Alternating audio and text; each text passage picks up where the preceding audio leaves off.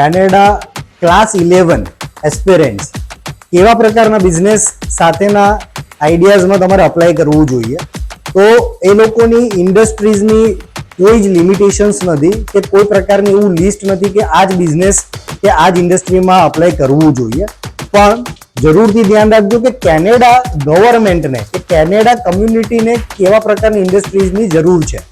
તો એમાં નંબર 1 ઉપર આવે છે early childhood and day care industry.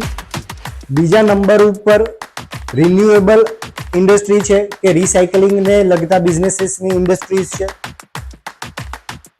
ત્રીજા નંબરે વાત કરીએ તો ટેકનોલોજીમાં SaaS છે, software as a service, cyber security, આ ઇન્ડસ્ટ્રીઝની ડિમાન્ડ છે.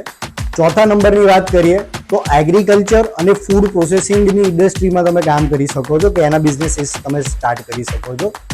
પાંચમા નંબરે વાત કરીએ તો સપ્લાય એન્ડ ચેઇન મેનેજમેન્ટને લગતા બિઝનેસીસમાં તમે આગળ વધી શકો છો અને એવા પ્રપોઝલ સાથે તમે ફાઇલ પુટ કરી શકો છો.